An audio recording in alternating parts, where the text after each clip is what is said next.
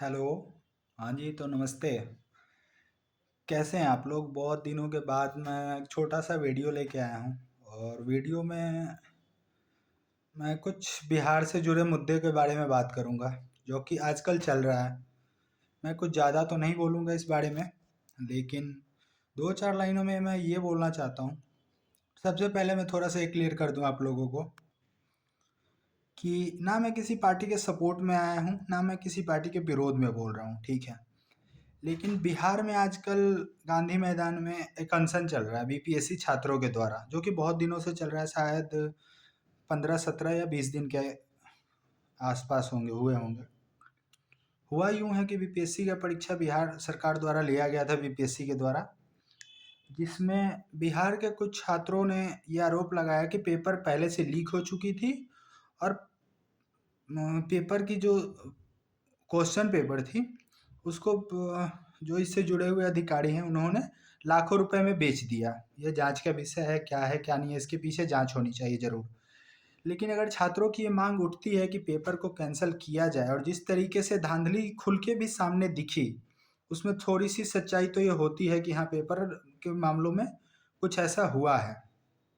और इससे इनकार इसलिए भी नहीं किया जा सकता क्योंकि बिहार का रिकॉर्ड इसको लेके बहुत कुछ खास नहीं रहा है। तब पहले भी पेपर्स कैंसिल होते रहे हैं, एग्जाम्स के पेपर लीक होते रहे हैं, तो इसमें नकारा नहीं जा सकता। रही बात अभी को लेके, अभी गांधी मैदान में जो छात्रों का आंदोलन चल रहा है उसको 2 से 3 पिछले 3 दिनों से बिहार के प्रशांत किशोर जन स्वराज के जो कर्णधार सूत्रधार जो भी बोल रहे हैं, प्रशांत किशोर जी, उसमें आमरण अनशन पे बैठे हुए हैं। ठीक है, वो छात्रों के साथ कदम से कदम मिलाकर चल रहे हैं।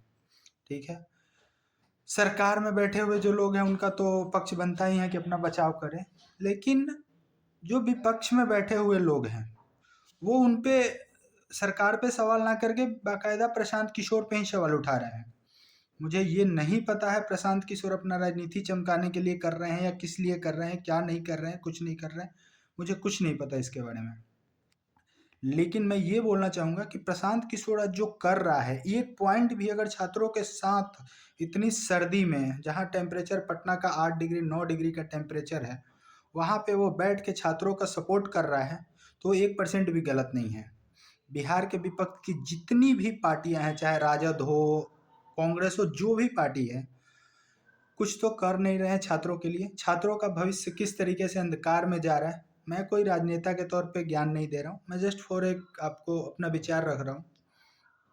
अंधकार में जा रहा है, पेपर सॉरी लीक हो जा रही हैं, और पेपर लीक होने के बाद एक एक सीट के लिए 10 10 लाख 20 20 लाख रुपए लेके सीट बेच दी जा रही है बीपीएससी के अधिकारियों द्वारा, जिसके द्वारा जांच करवाया जाए इसके लिए। ठीक है, रही बात प्रशांत किशोर के लेकर, उन पे चर्चा क्यों हो रही है कि 22 लाख की वैनिटी खड़ी है। मीडिया वहां पे इसलिए बैठी है कि जाके ये देखा जाए कि प्रशांत किशोर कब अपने रात में वैनिटी वैन में जाके सो जाते हैं, कब छात्रों के पास से अलग हट के सो जाते हैं।